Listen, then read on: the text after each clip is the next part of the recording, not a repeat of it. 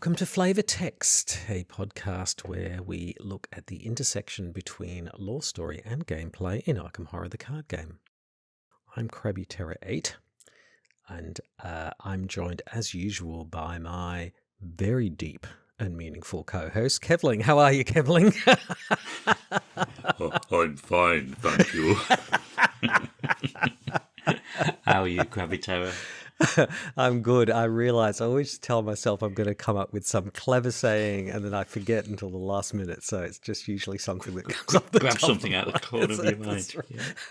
Right. The recesses of my brain somewhere. Yes. So what have you been up to, Kevling, gaming-wise? Gaming-wise? Yeah. I have not been up to very much at all. My brother has, I'm trying to think, it's probably about a month or so since we last met. I had 2 weeks off work, which was literally just doing decorating. Then I went back to work, and then my brother surprised me with a 2-week visit from the US.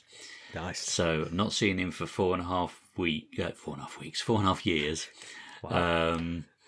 So booked a few more days off work. So like in the past month, I think I've only had a week at work, which is in some ways is quite nice, but it's also quite terrifying when I go back on Monday. Yes.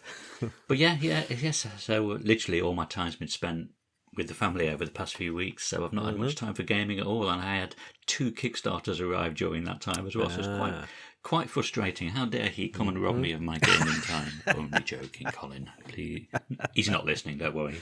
He doesn't like board games, never mind Arkham Horror, never mind dedicating time listening to a podcast about Arkham Horror, so I think I'm safe. Doesn't like board games? Oh my goodness. I mean, I don't think it's that he doesn't like them, it's just that it's not a negative thing, he just doesn't like them, if you know what I mean. He doesn't dislike them. Yeah. But he doesn't like it's them. not for it. Yeah, it's not his everybody. thing. Yeah, it's not everyone's thing. That's right. Yeah, exactly. So over there, I've got.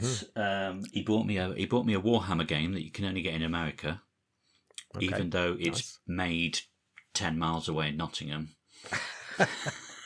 But yeah, it's an American exclusive, Barnes and Noble. I've got the Earthborn Rangers starter set. That's the starter set, core set. Sorry, which is an LCG style game from a bunch of Fantasy Flight people. And I've got the latest batch of expansions for Burn Cycle as well. And all I've done is I've opened them and I've had a look at them and then I've put them away again. But I might treat myself to a game of Earthborn Rangers this afternoon, see how that plays. I've heard very good things about it. It's, I suppose, thinking of the latest Arkham Horror scenarios, it's more sort of open world, and the path you take determines what sort of encounters you will face on the journey, sort of thing. And it's supposed to be less combat focused and more about dealing with the obstacles that you come across in a sort of peaceful post-apocalyptic future type thing. Okay. But and it's all been produced in a more environmentally conscious manner. There is no plastic in the products. Really? They've used FSC certified wood for all the paper. And they were trying to get local printing facilities, like one in Australia, one in Europe, one in America, to cut down all of the transport as well and the logistics. I think they ended up having to make it in only one place, though, in Germany. So it's less an environmental impact for me, but it would obviously be quite a large one for you. Yes. Having to ship it all the way across the world. Yeah, where's a 3D printer when you need it? That's what you need to do. Is you buy it and it be printed by a 3D printer or something. That would. I think one of the stretch goals as well was miniatures, that rather than having plastic miniatures, they were made out of recycled pewter. Wow. So absolutely everything that they did had an environmental bent on it. It was really good. That's really fantastic. Yeah. Although I do think about all the plastic pieces, you know, in a millennia's time, they're going to still be intact. Oh, yeah. And someone will dig them up and go, what is this strange artifact that these ancient people used to play? I have this joke, actually, that, you know, future thousands of years' time, some some future human being or some other evolved race will think that we lived in tiny little houses made of plastic bricks because there'll be so many of them in the ground, you know. Yes, Lego will be there forever. Tiny people who built with these plastic bricks. Yes.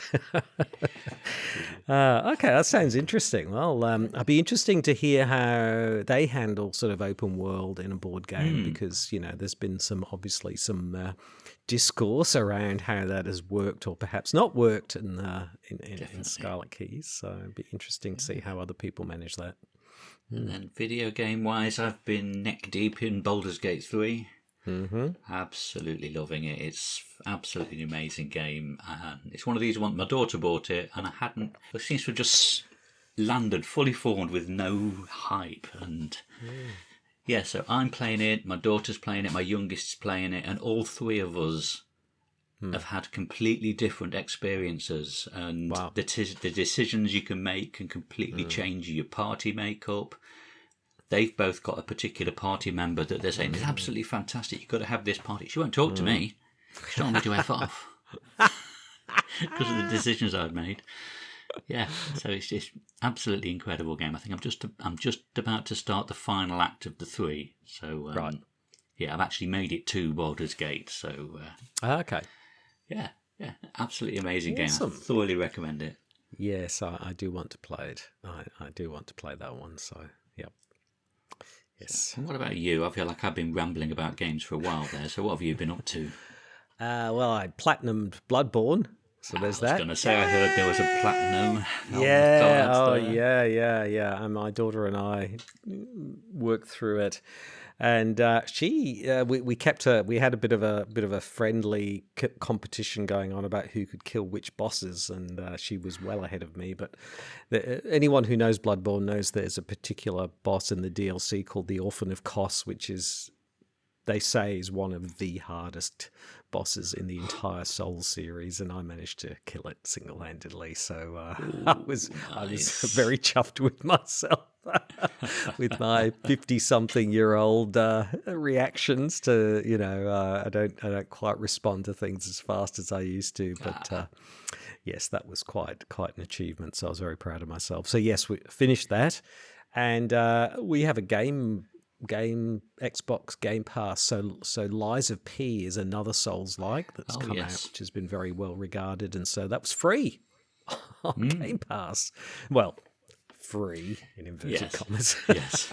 So I downloaded that in Starfield, so there'll be some new games there too. Yes, I've had a bit of a tinker with Star. I actually ended up buying a cheap second-hand Xbox Series S and a cheap Game Pass subscription just so I could try Starfield out. Yeah, but unfortunately, Baldur's Gate's got in the way. Yeah, but as you said, in terms of your 50+ reactions, that's a good one for Baldur's Gate because all the combat's turn-based. Nice. It's very much like playing XCOM. Excellent. I'm going to move this person over here, and I'm going to cast that spell over there, and Great. Excellent. I like that. You can go away, and make a cup of tea, shuffle back. Yes. Have a nap. Where was I again? That's right. So, and apart from that, Dream Eater's still going through that. So there's the Moon one, where you're on the moon and you've got to get off the moon. So just finished that one. So that was good. And apart from that, I also got the entire Elder Sign game, all the expansions and everything. Nice. And I've been playing that. I have there's all these things on Board Game Geek, and I got this sort of league table. It's got all of the old ones. There's about 22 of them with also the sort of digital special ones. There's about 22 of them.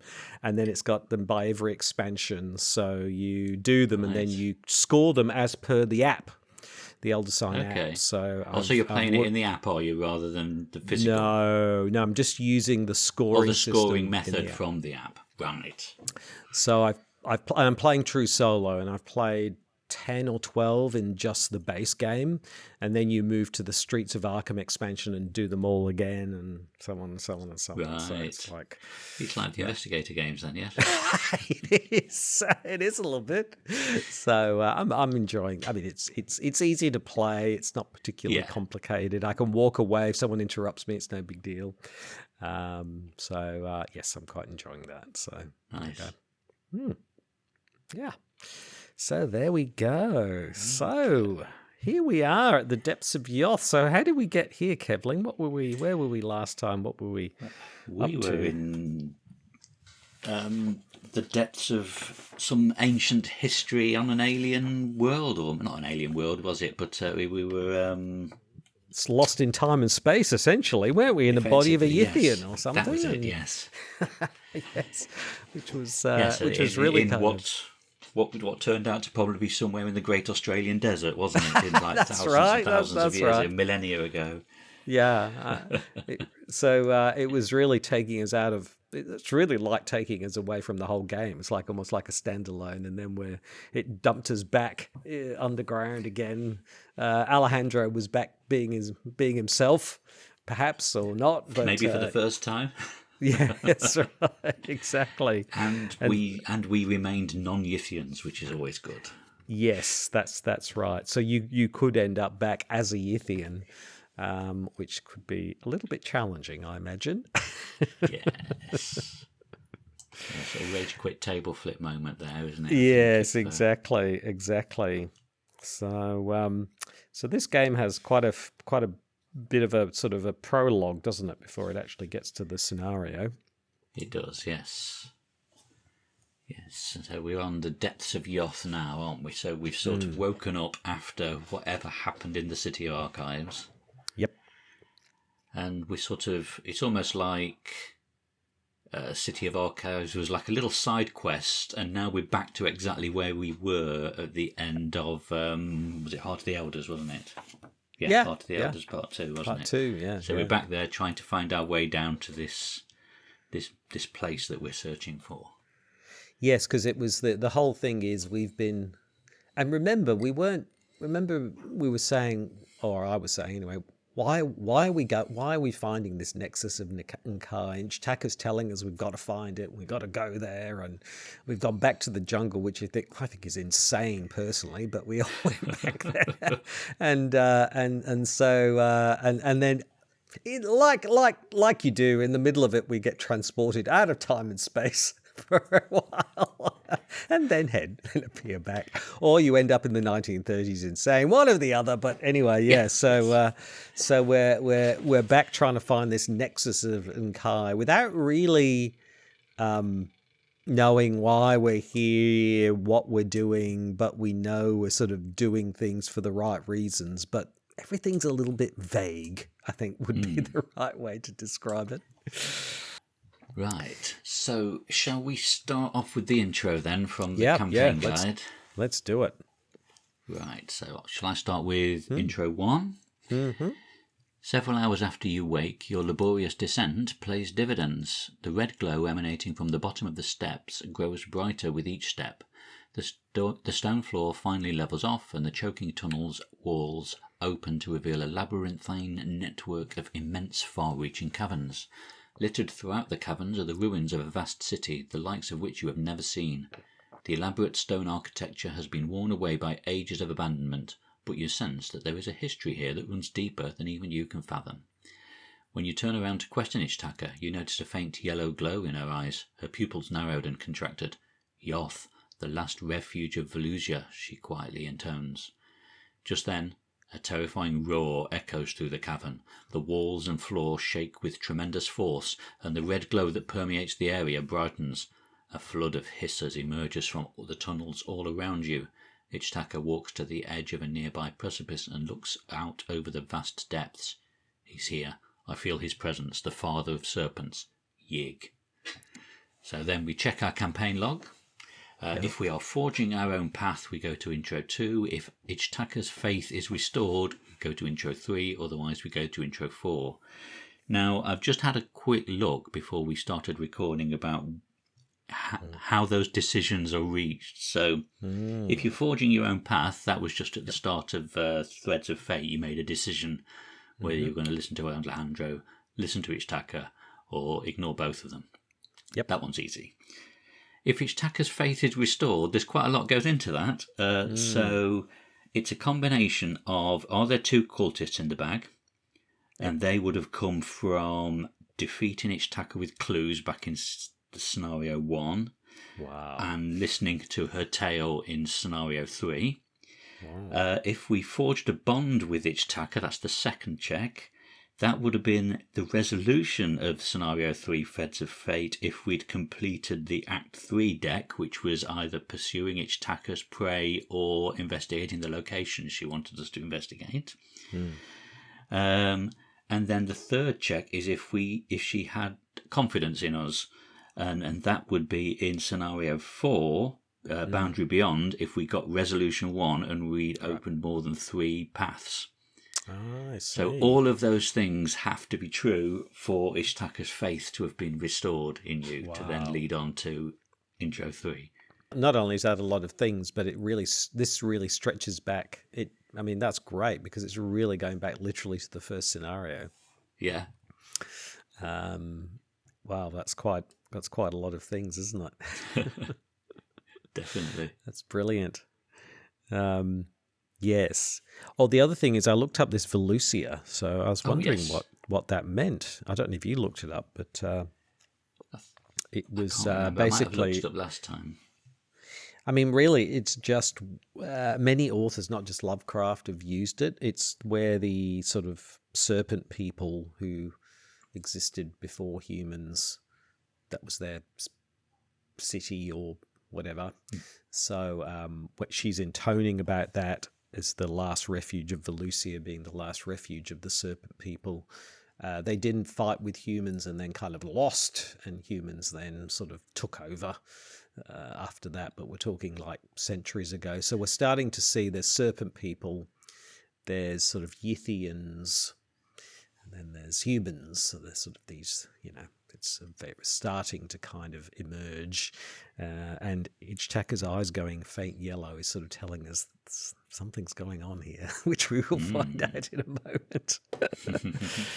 So intro 2, which is if we're doing our own thing. So we've sort of decided to forge our own path, which is as you said, if we do particular things in the Threads of Fate, you realize now that Ichtaka has her own agenda, Alejandro as well. Both have been using you for their own ends, keeping you from the truth.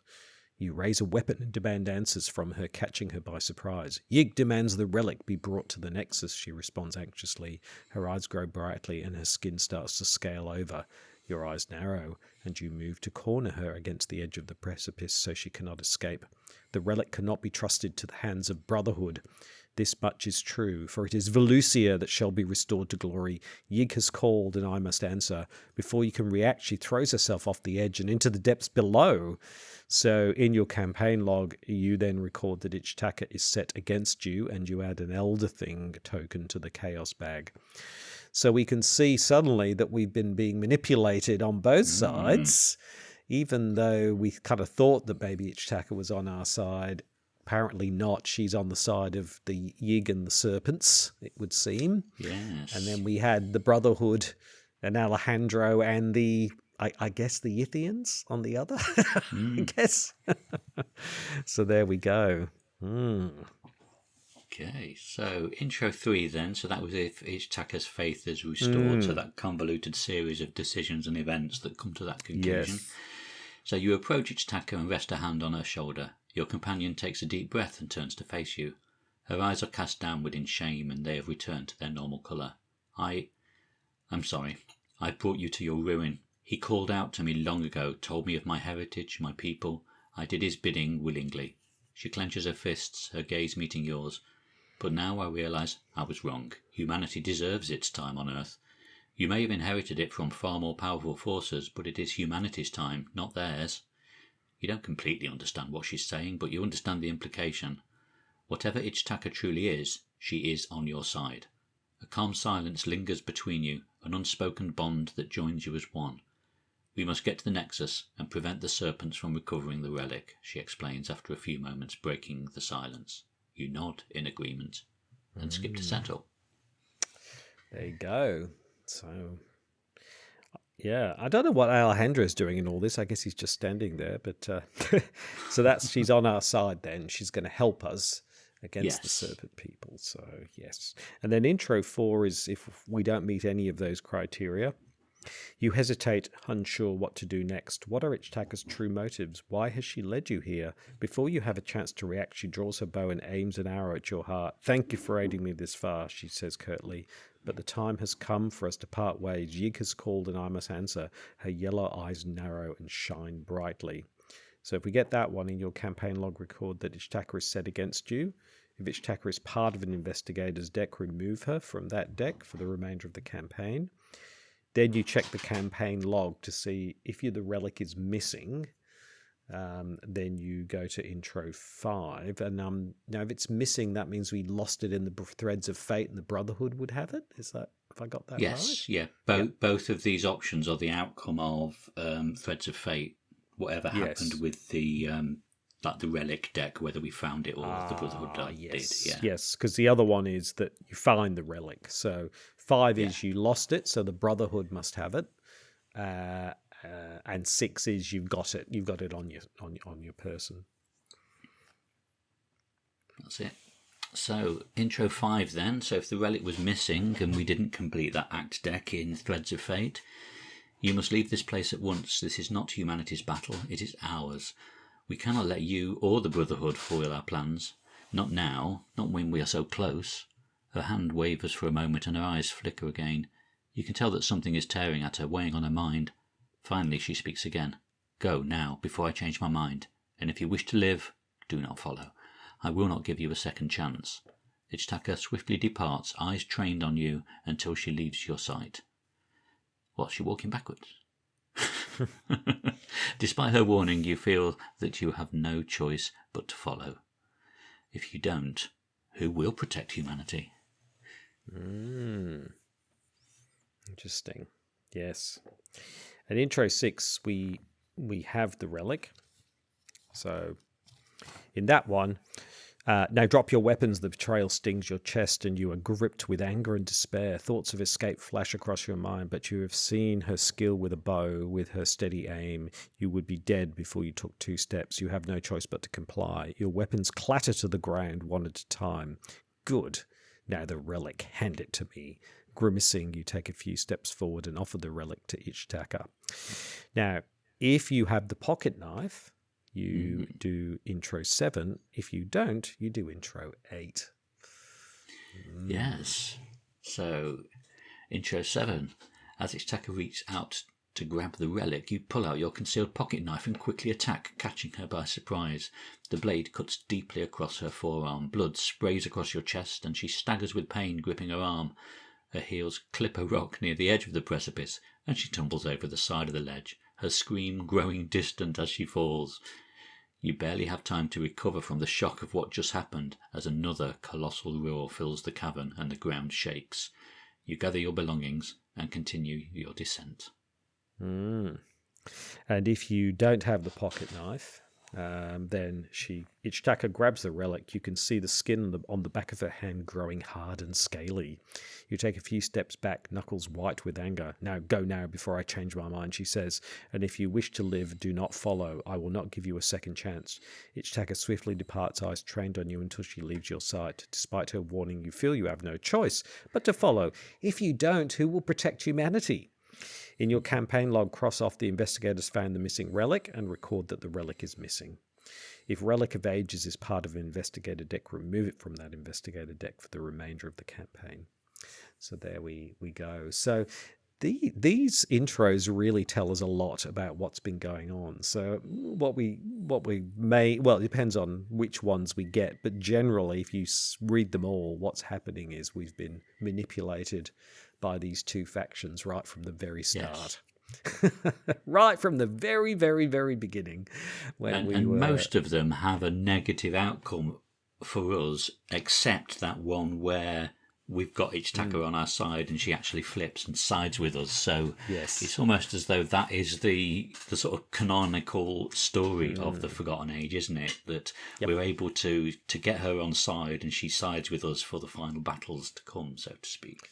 Yes, exactly. Because otherwise, yeah, it's not going to be great either way. But also, it's good because it gives us impetus to go on, because it's almost become this really epic battle between these forces, and unless someone's there for humanity, humanity's not going to win out. Either the Yithians are going to win out, or the Serpent people are going to win out, and Volusia's going to come roaring back. So either way, that's not great for humanity. So that gives us a reason to keep going now. We have a reason.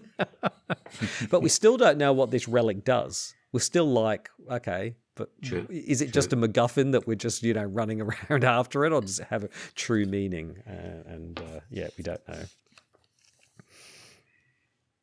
Now, this scenario is quite unique in its setup, really, isn't it? When it comes to what adjustments we have to make. Yes, so it actually has 7 agendas. Yes. And then basically we have to remove a certain number of them based on how much we have angered Yith. Yes. So we have to do that check of how many tally marks we have under Yig's Fury on our campaign log. And can you remind me how many we had, CrabbyTerror8? Well, we blew up a temple, so we had like 26 or 28 or some huge number. Yig was pretty pissed with us. He was, yeah. We were literally starting at the worst possible position when we had to start with Agenda 6A. That's right, yeah. It couldn't have been any worse for us. No. So it's sort of a scaling thing. If there are no tally marks, that is the ideal, isn't it? You start at the very beginning and you actually remove Yig and all of the pit wardens from the game. So although we've heard him screaming and shouting and roaring in the caverns after us, he actually isn't going to get... He's just sounding off a little bit just to let us know he's there, but he's not actually going to come and get us because we've not really made him that angry. Whereas... if there are at least 1 tally mark, Yig and the pit wardens will stay in the encounter deck. But then from 6 tally marks onward, we start removing agendas. So 6 to 10 we have to start at 2, 11 to 14 we start at 3, 15 to 17 at 4, 18 to 20 at 5, and any more than that we start at 6A out of the 7. Yes.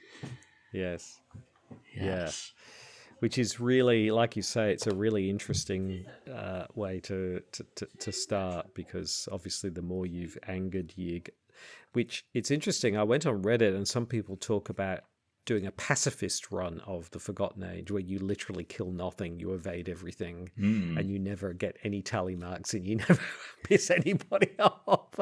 Imagine that would be quite difficult. Yes, I think so. It would be extremely difficult, I think. I guess if you had a very high evasion team and you were able to evade everything and never fight anything, I guess it's possible to do it. But it's not. You would do it because you know that you want to do it. Rather, you'd have to deliberately go for it rather than it being something that you would naturally. And you just don't know. You're upsetting Yig along the way, but you don't know the implications of that. And then this is where it really comes home to roost in this scenario. So, I mean, most people are going to end up with, a couple of agendas thrown away at the very least, I would have thought, in most cases. You're going to have to, it'd be very rare that you would start on Agenda 1A unless you really know this scenario, this campaign really, really well. And you're essentially doing a pacifist run, because why would you otherwise? It's really unlikely that you would be in that situation. So most people are probably going to have lost a couple, 2 or 3 agendas starting, quite a way down.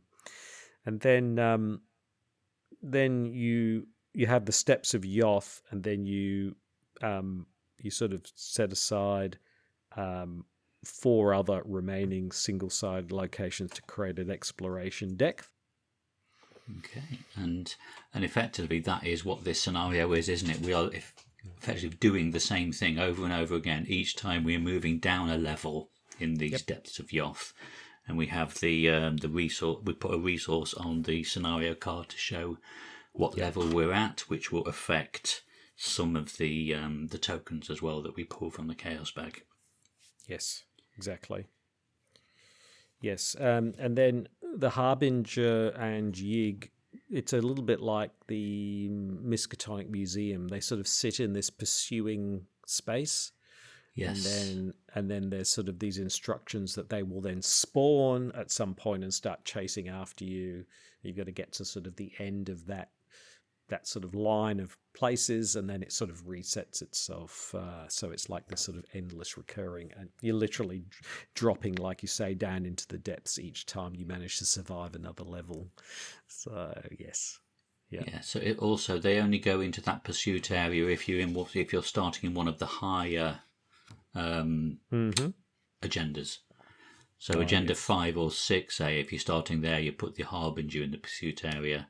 And if you're starting in 6A, which is the worst one, Yig is in there as well.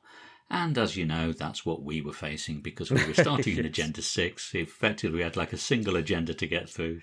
We didn't do very well, did we? No. So maybe should we read out the act and the agenda, because I think that explains it a little bit better, doesn't it? In that way, I'm wondering whether we sort of do those first, really, because it's really describing the process, isn't it? And then we can.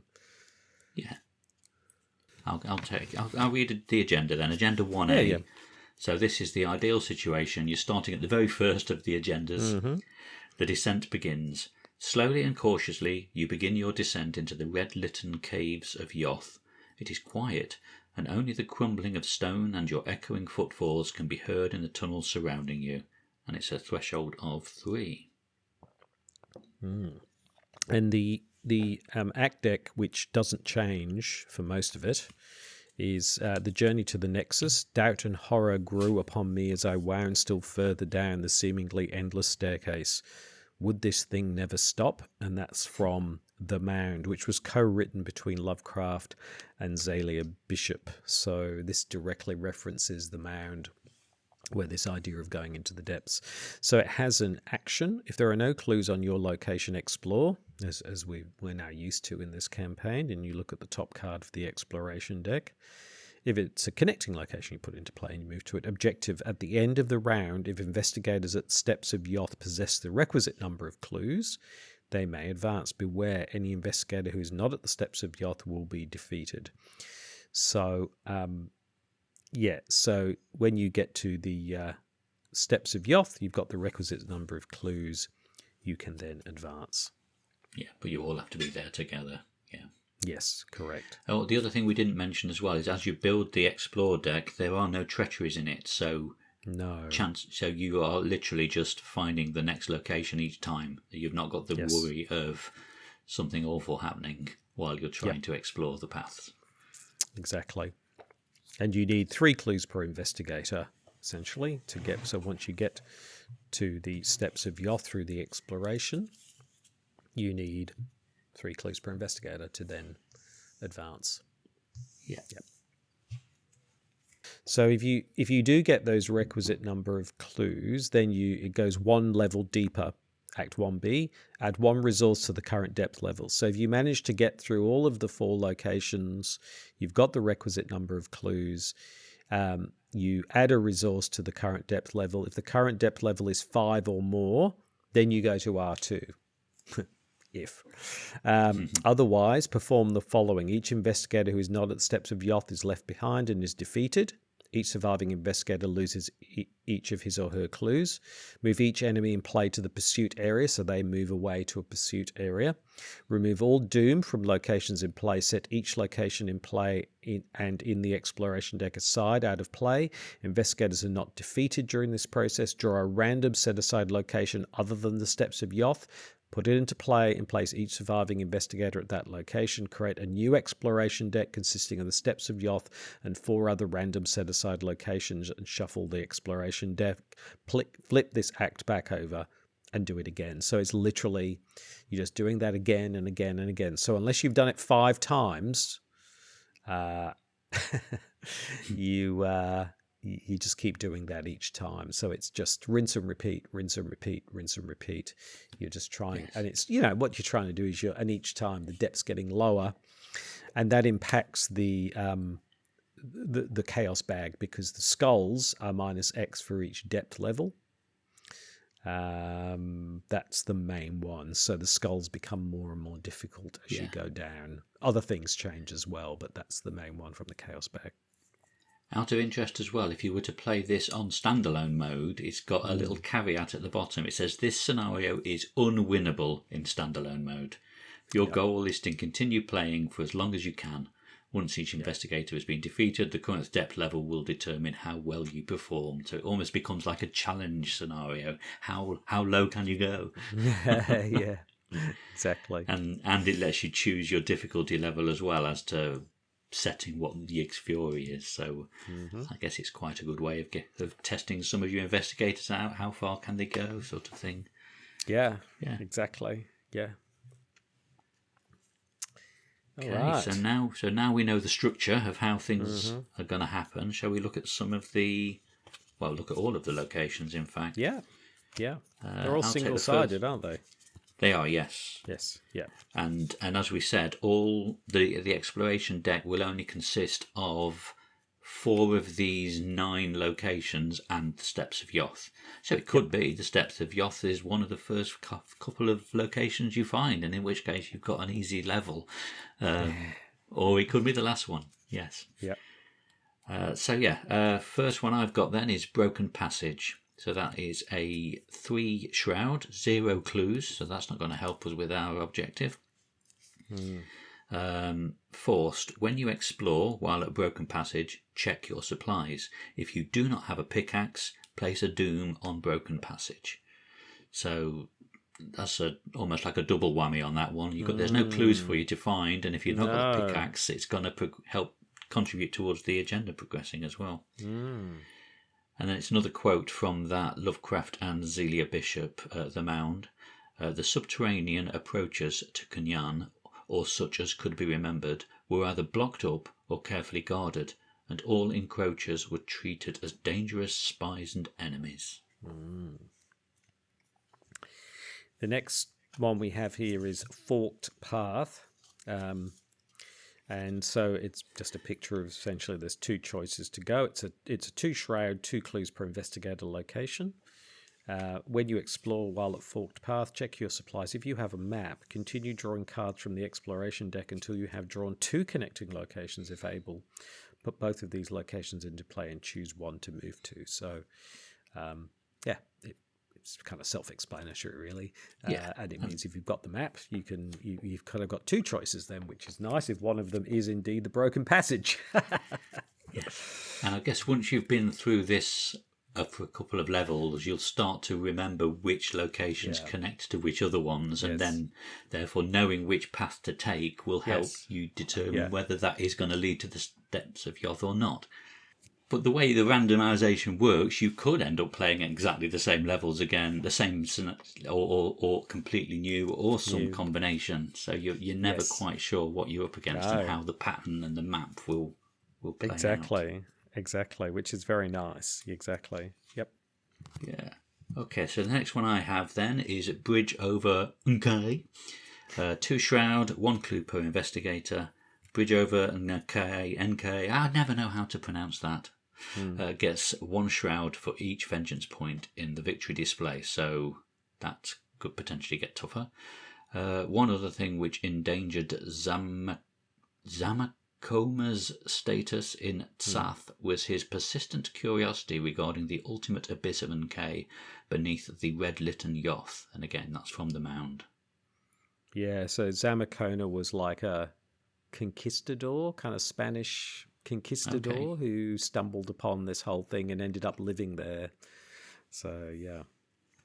It's really weird because it's a person going into the Depths of Yoth, reading somebody else's account of being in the Depths of Yoth.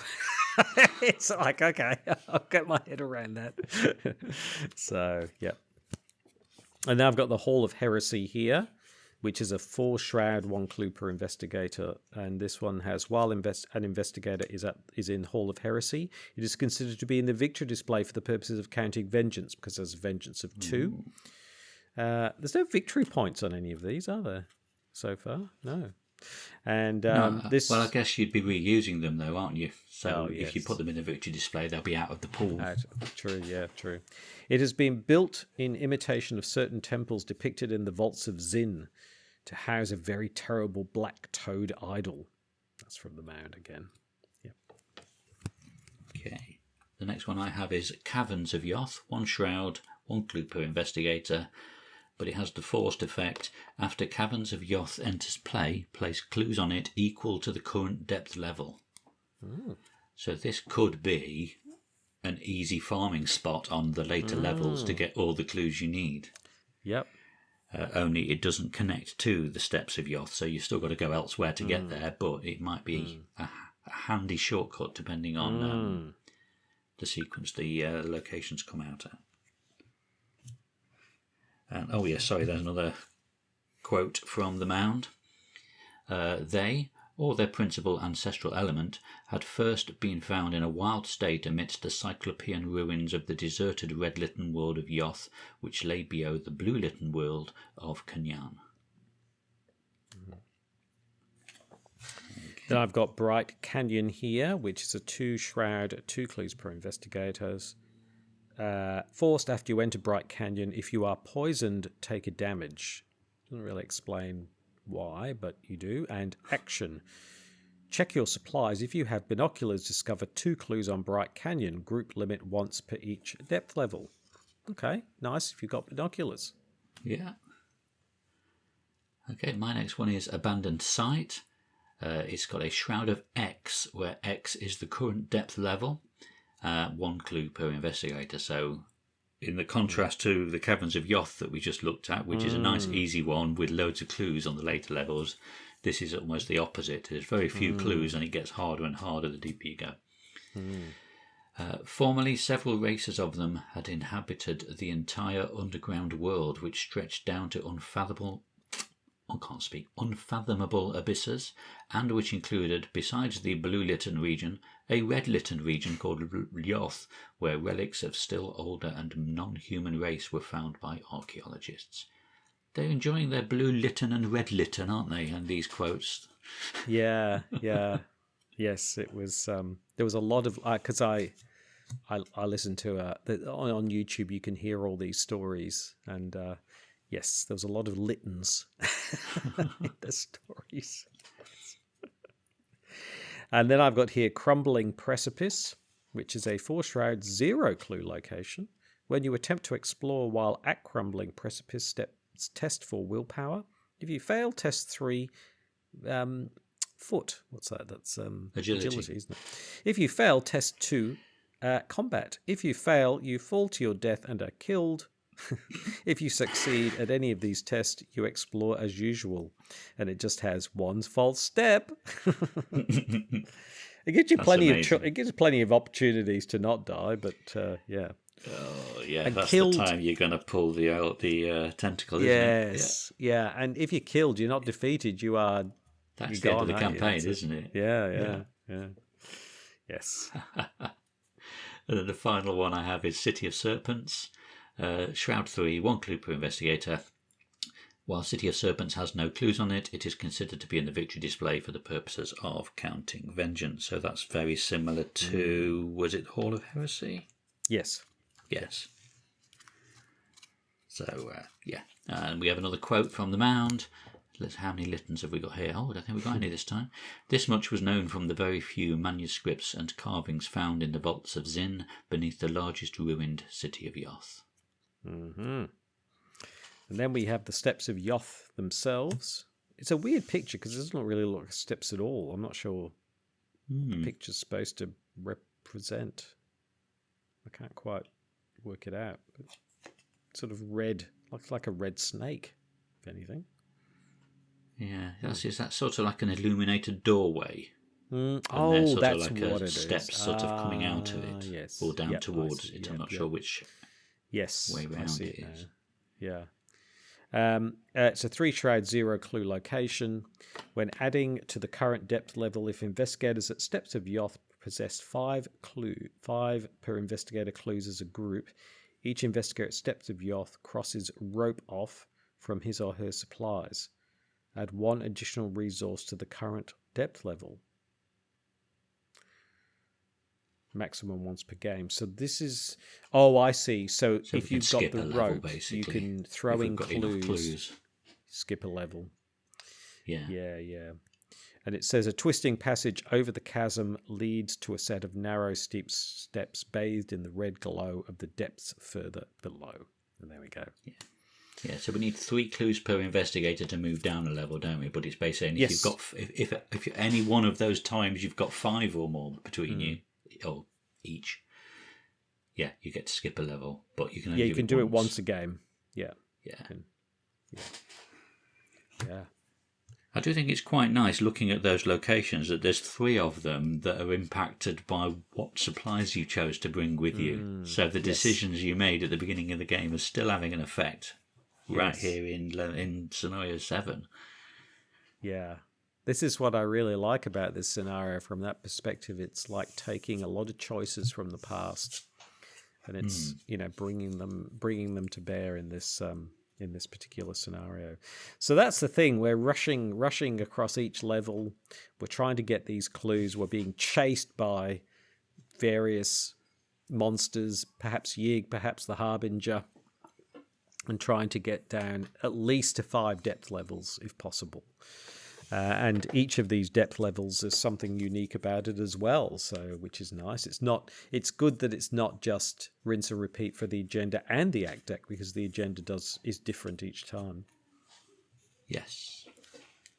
So shall we flip through the agendas then? Yeah. So the reverse of agenda 1A then. So once that flips after 3 rounds, the Serpent's ruins are ancient, decrepit, and devoid of life. Nearly all of their structures have collapsed, but evidence of their great cities remains, along with statues and idols of their gods. This realm must have been abandoned long ago. So find the enemy that is in pursuit with the highest evade value and spawn it at the location where the investigators began this level. Yep. So I think we're going to see a lot of that sort of thing as we go through, aren't we? Yes. Do you want to take the next one? Yep. So Agenda 2A says horrific descent. Hisses begin to emanate from the tunnels all around you, so it's getting more menacing as you move down. Snake eyes glare at you from the dark as you attempt to avoid encountering the creatures that remain in this realm. You weave in and out of narrow tunnels and hide behind broken down walls and crumbling pillars. So again, it's only three doom before it flips. And it says Fountain of Venom. You pass through a cracked earthen clearing that once might have been a plaza. Standing half collapsed in the center of the plaza are the remains of a stone fountain, dry as a bone. The very bottom of the fountain basin is a glob of black, syrupy ooze. Find the enemy that is in pursuit with the highest evade value and spawn it at the location where the investigators began at this depth level. Check your supplies. If an investigator has a canteen, then they could decide, this could be useful. Remember that you have collected a strange liquid. And I'm not going anywhere near that. You suffer no ill effects. I think you should probably collect it, if you can. So, Agenda 3A then, Endless Caverns. You are convinced of it now. These caverns are without end. They must span the entirety of the subterranean layer of the Earth. Will you ever reach the Nexus? Will you ever make it home? So we've got a 4 threshold now on this agenda. And then when that flips, deep below the earth, the path ahead is blocked by a sheer rock cliff. You start to search for a way around when suddenly hisses and shrieks emerge from behind you, and the area is bathed in orange firelight. The serpents are coming. One of you must climb to safety and pull the others up. Find the enemy that is in pursuit with the highest evade value, again, and spawn it at the location where we began. The lead investigator chooses one investigator to be the group's scout. That investigator checks his or her supplies. If the scout has a rope, he or she is able to climb up with ease, and the investigators suffer no ill effects. If the scout does not have a rope, he or she must test fight or evade of 5. Then if they fail, he or she makes it to the top but suffers a physical trauma from the exhaustion of the climb, because there's not been enough trauma in this campaign so far. Yes. And so we're now on agenda 4A, City of Blood, which is a 4 doom threshold. The caverns are no longer quiet. The angry cries of rattling of serpent creatures is still around you, now urging you onward. The cavern's unnatural red glow becomes more intense. In this red light, the cities of Yoth take on another guise, no longer a source of hidden knowledge, but a place of animosity that resents your mere presence. And then it flips to the Sleeper's Pursuit. The shrill noise of hundreds of snake rattles suddenly erupts throughout the cavern. You have crossed into territory that humanity was never meant to enter. The ear-splitting alarm pierces your eardrums and causes your ears to bleed. Your senses are overwhelmed and you cover your ears in vain, but cannot hear your own thoughts. Finally, the warning ends and you are left with the uncontrollable urge to flee. However, you know that if you fled now, your actions would endanger all humanity. Bravely, or perhaps foolishly, you press onward. If the Harbinger of Velusia is set aside, move it to the pursuit area. Find the enemy that is in pursuit with the highest evade value, So now we've got the Harbinger of Velusia on our tail as well. And that's why in the setup it tells you to put the Harbinger in the pursuit area if you're starting at Agenda 5, because you'll have missed this step. Exactly. Yes. So, on Agenda 5A, Fury that shakes the earth. The serpents have stirred up something much larger and more deadly than anything you have faced on this journey. Pale, sweaty, and terrified, you scurry for an exit. Any exit. Forced, after the 3rd doom is placed on this agenda, find the enemy that is in pursuit with the highest evade value and spawn it at the location where the investigators began at this depth level. And then we have a threshold of 5. So sort of just over halfway through this agenda, you're going to have another enemy after you. So the reverse is Yig emerges. Find the enemy that is in pursuit with the highest evade value and spawn it at the location where you began. And if Yig is set aside, which he won't be if we had no Yig's Fury at the beginning, that's the only time he won't be. The ground shakes with each of the massive creature's steps. He crushes the stone beneath his mighty feet, tearing through walls with his clawed, scaly hands. He sets his hateful eyes on you, unhinging his jaw in a cruel display of hunger. Spawn Yig at the location where the investigators began at this depth level. Yeah, he's no pushover old Yig, father of serpents. He's 4 fight, 6 base health and 4 evade. He's hunter and massive, and he gets +6 per investigator health. So at the very minimum, he's going to be at 12. Yig cannot be damaged while there is another ready serpent enemy at his location. And each other serpent enemy at Yig's location gains alert and retaliate. And he does 3 physical, 3 mental damage, but he has a victory of 5 if you can manage to kill this rather large beast. Yes. Then we have the red depths. So this is where we started, because we blew up the temple. The deeper your descent, the brighter, the more pervasive the red glow of the caverns becomes. If you didn't know any better, you would think that you were descending into the very depths of hell itself. Feels that way. This is again a 5 doom threshold, but it says after any amount of doom is placed on this agenda, find the enemy that is in pursuit with the highest evade value and spawn it at the location where the investigators began. So there really are. And so this agenda has the serpent's final bite. Nothing can stop the denizens of Yoth. They emerge from hidden places all around you, hissing their foul curses. The caves are plunged into chaos as the serpents close in. Find the enemy that's in pursuit with the highest evade value and spawn at the location where the investigators begin. At that level, until the end of the scenario, the current agenda gains forced. After any amount of doom is placed on the current agenda, find the enemy that is in pursuit with the highest evade value and spawn it at the location where the investigators present this depth level. This is like, oh boy. Place this card in the pursuit area with this side faced up as a reminder. So yes, things are. And also as a reminder, any enemies that were in play each time you get to the Steps of Yoth, and descend all go into the pursuit area. So if you're trying not to kill anything, they will all come after you on the following level. Yes. And as you can see there, they're going to come and come and come, particularly when you get to these later levels. Very much a Benny Hill situation. Yes. And then the final agenda, 7A, Vengeance in capital letters. You should never have come here. Forced at the end of the check doom threshold step of the Mythos phase, the investigators must draw one additional encounter card for each doom in play in player order. Oh my goodness. So not only whenever doom is placed, an extra enemy will pop out of pursuit that we've had to put that aside from the previous agenda. You're also getting extra encounter cards for every single doom. So when there's 2 doom on there, you're drawing 3. When there's 3 doom on there, you're drawing 4, and so on. I'm sure you needed me to explain that basic maths. I mean, you're just going to be swarmed with enemies if nothing else. It's just a way of forcing the conclusion, isn't it? This look, you've got this far, you're not going to get any further. No. And the objective is a nice objective. If each investigator is defeated, advance this agenda. So I should say when, shouldn't it? yeah, exactly. And then, the reverse side is the chasm. The serpents chase you relentlessly through the tunnels and ruined cities of Yoth, giving you no quarter, no rest, no chance of escape. You cannot hope to hide from their uncanny senses, nor can you run for much longer. Desperate for any way to elude them, any way at all, you run to a nearby chasm. A lone, narrow bridge spans the pit. Underneath is a bottomless black abyss that devours the red light of Yoth. Resolution 1.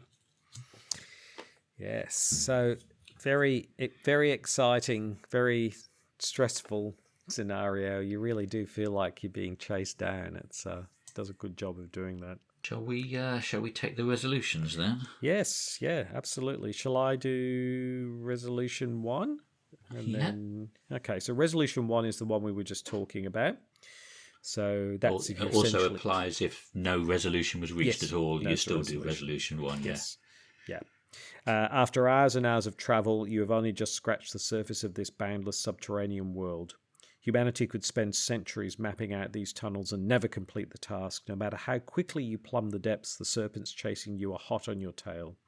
You are intruders in their home, and they know these hellish tunnels better than you. With your wounds slowing you down and panic seeping into every one of your decisions, your death at the hands of these creatures is inevitable. Despair worms its way into your mind. When the serpents inevitably catch up to you, you are crossing one of the cavern's many long bridges of stone that span a wide, dark chasm. Serpent creatures on both sides of the chasm flank you, spear tips corralling you against the precarious edge of the bridge. A small hunk of stone cracks at your heel and detaches, falling into the inky void below. You do not hear it strike the floor of the chasm. There is no hope to escape or flee this time. You have no choice but to accept your fate. The spear tips press you closer to the edge. You close your eyes and fall. In your campaign log, recall that the investigators fell into the depths, and check your current depth level when the chapter ended. If the current depth level is 1, the fall is fatal, and darkness of Nkai devours the shattered corpses. Each investigator is killed. The investigators lose the campaign. If the depth level is 2, each investigator suffers 2 physical trauma, searches the collection for a random basic injury weakness, adding it to his or her deck. If this trauma causes all investigators to be killed, the investigators lose the campaign. If the current depth level is 3, each investigator suffers 1 physical trauma. If this trauma causes all investigators to be killed, the investigators lose the campaign. If the current depth level is 4, you suffer no ill effects. So it's just a little jump to the ground. If the Harbinger of Velusia has entered play, if it's in the victory display, cross out that it's still alive. If it's still in play, then it's still alive and record how much damage and etc. Vengeance for Yig's Fury as before, and then you get victory X value for each card in the victory display. I don't know that there would be anything in. Oh yes, there could be. I guess there might be some player cards as well. and Yig. Oh, yeah, things like that. Yep. So that's resolution 1. So basically, you've been pushed over the edge, and if you're low enough, you survive, but probably with some trauma. Yes. Yes. And then resolution 2, that is if you do happen to make it to level 5. Mm-hmm. Somehow, despite the odds stacked against you, you've reached your destination. The telltale red glow that has enveloped you since you entered Yoth recedes, replaced with an unpierceable, inky darkness. The Nexus must be close. You can feel it. In your campaign log, record that the Nexus is near. And then it's the same stuff about the Harbinger, recording any damage on it, and the Yix Fury and the Victory. But we get, as before, we get additional experience based on the depth level as well. So there we are. Yeah. So But that's then we have it. another interlude as well. Yes. Yes. So if we fell into the depths, we read the Darkness 1, whereas if the Nexus is near, we read the Darkness 2. So do you want to take the Darkness 1? Because you read the fell into the depths 1 as well, didn't you? You stir awake, lying face down on the cold, hard stone of the cavern. You are bruised and battered, but somehow alive. It takes several minutes before you regain enough of your strength to stand. You are absolutely and hopelessly lost within the impossibly vast caverns, enveloped by pitch-black darkness. Have you survived all this way only to perish here, lost to all humanity? Proceed to Darkness 2 anyway, so whatever happens, we're reading the Darkness 2, aren't we? Correct, yes. Yeah. So the grim blood-red caverns and resentful cities of Yoth hold no candle to the terrifying depths that lie below them. You're in the deepest level of this subterranean realm now, the caverns Ichtaka referred to as Nkei. Nothing could have prepared you for the impervious murk that surrounds you on all sides, an inky darkness that none of your light sources can penetrate. You grope around in the darkness until you feel the jagged wall of the cavern and begin to follow it aimlessly, desperately hoping to find the way forward. A grim realization dawns on you. Even should you complete your task, you will surely never find a way back to the surface. The overwhelming darkness of the cavern fills you with a dread you have never before experienced. You cannot see your hands as you grope about in the darkness, nor can you tell if you are in a narrow tunnel or a vast open space. The ground beside you could extend for miles, or abruptly become a bottomless cavern, and you would not be able to tell the difference unless you stepped there. Hours pass as you stumble in the dark, slowly, carefully, nervously. Every step could be your last. In order, read each of the following sections. Oh, that's horrible. He's just in this black darkness. He can't. Oh, boy. So then we check our campaign log, and if we found the missing relic, the lead investigator reads Arcane Thrumming. If the relic is missing, the lead investigator reads Growing Concern instead. So do you want to take Arcane Thrumming? So Arcane Thrumming says, worried that your fall may have damaged the Etzli relic, you pull it out of your pack and examine it. Oddly, the device seems completely undamaged. It vibrates with a growing intensity, humming louder now than ever before. Check campaign log. If the investigators recovered the Relic of Ages, and if you are forging your own path, read Final Dawning. Otherwise, you suffer no ill effects. Okay. And then Growing Concern. As you rise to your feet, the ground rumbles and growls. Something deep below you is moving, shifting, mutating. Depending on your difficulty mode, add the following Chaos token to the Chaos bag for the remainder of the campaign. Easy gets a -3, Standard a -4, Hard a -5, and Expert a -6. I have put a note on this PDF that I think in the errata that got changed to a -7. Oh, for the Expert. Yeah. Okay. And Final Dawning, which is the Arcane Thrumming, and you're forging your own path, gets you the Final Dawning. Without Alejandro or Ichtaka to distract you, you find yourself studying the relic intently. Both of your guides, which are in inverted commas, so it's a kind of an ironic statement, have only fed you lies. They hid the relic's true nature from you, manipulating you in an attempt to bring the relic to this very place. After your experience with the great race of Yith, you think you understand why. The technology behind the device's design is far beyond what any human could accomplish. but quite possible for the Yithians. You even recognize some elements of the relic's construction from the technology in Nakotis. Somehow it ended up in the hands of the Etzli, who defended it with care from all manner of creatures that predate humanity, creatures who wish to use it to turn back time. And now that the relic is in your possession, only you can stop this from occurring. Investigators with the Relic of Ages in his or her deck swaps it with a new version called Relic of Ages Repossess the Past. So it's now got Exhaust Relic of Ages, Test Willpower or Book of 4. If you succeed, remove 1 doom from any card in play. And it says, after spending so much time with the relic and learning about its creators, you understand now why it was made. The doom of the great race of Yith was set in time, but it could be circumvented. So what you realize is that what the Yithians are trying to do is they're trying to do a share and turn back time, so that they're back. They're back. So everybody wants this relic because essentially it's a time machine that allows you to kind of go back in time and change things for the future, I guess. Mm.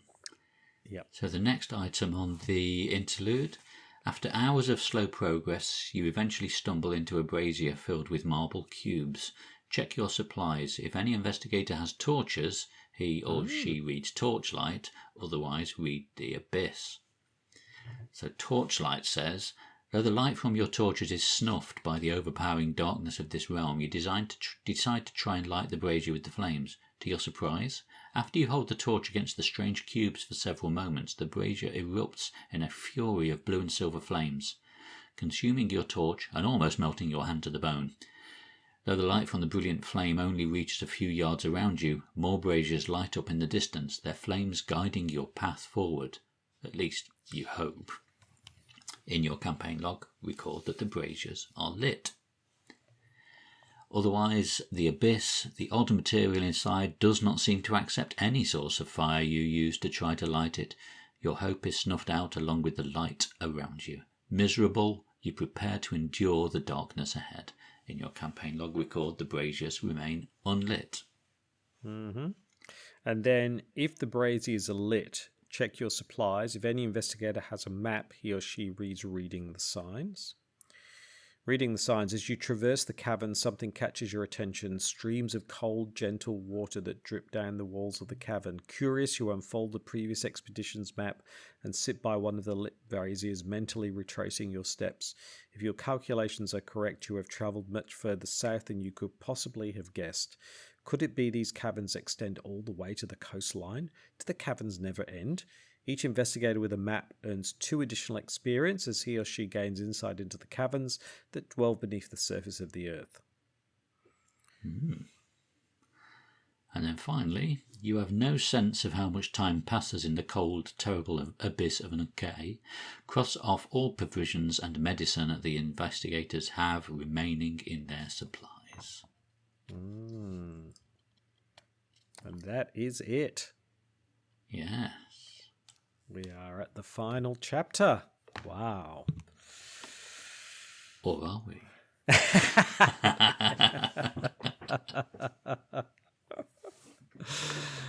Wow. It's Shattered Eons next time. It is. Yes, the final chapter, which I've never played. I was going to say, I can't remember having ever played it. Yeah, I never got this far, so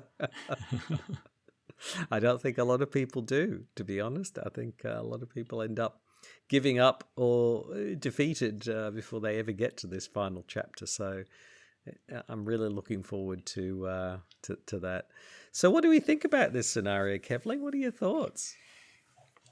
I quite like it in terms of replayability and how the explored deck feeds into the way the game actually plays. You are literally exploring and trying to find this one location over and over again as you descend further and further into the depths.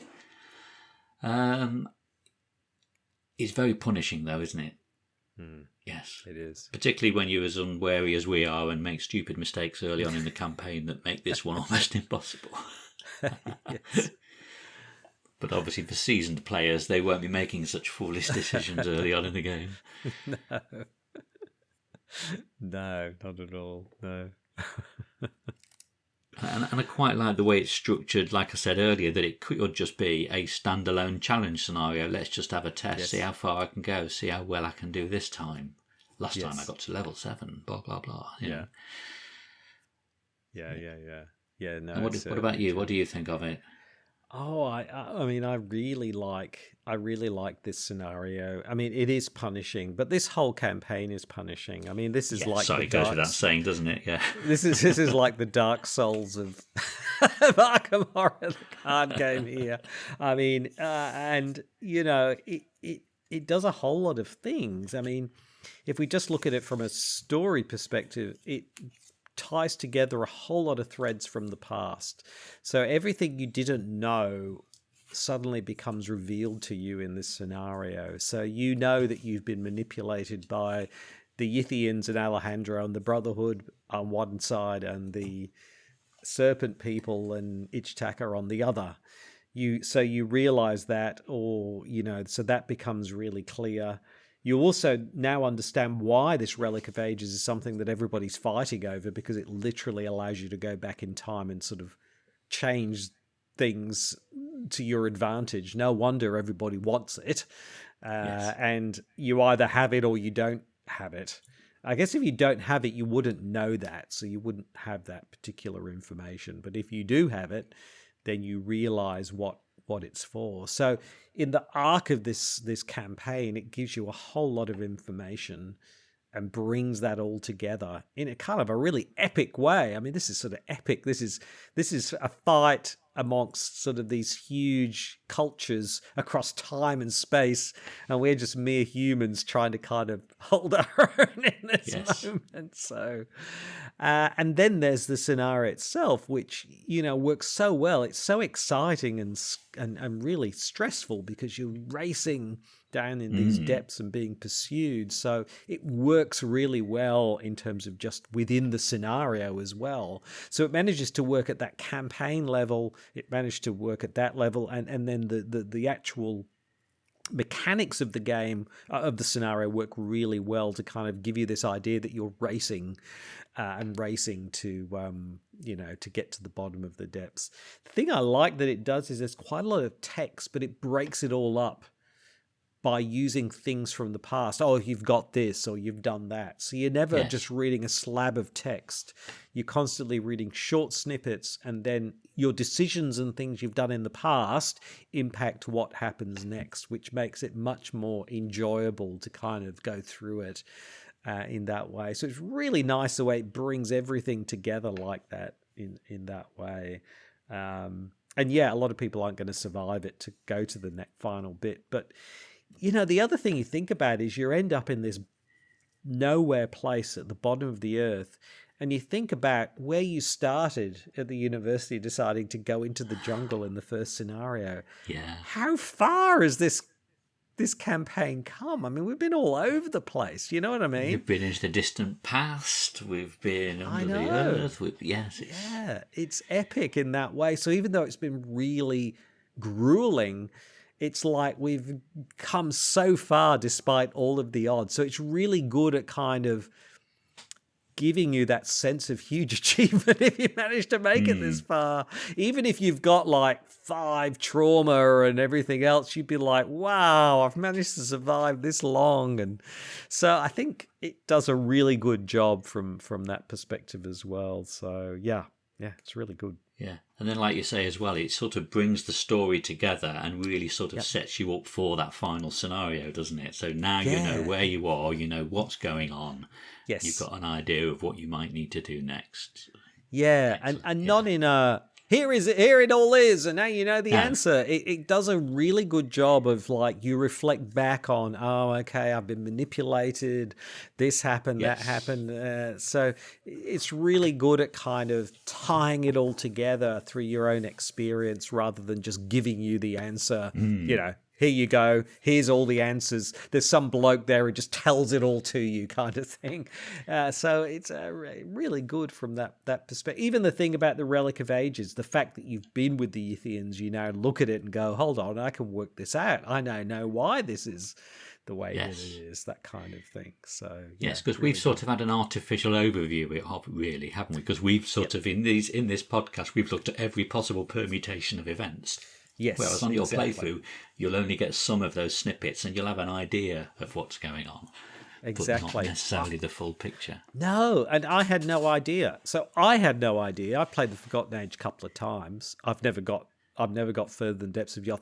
I didn't, I had no conception of the sort of, it was the snake people and the sort of brotherhood, and we're the third wheel, trying our best to kind of hold our own, but and once you know that, it's an awesome kind of epic story in a really good way. So yeah, like I said, I don't know what's going to happen to the final scenario, but it really sets it up in a really great way. So yep.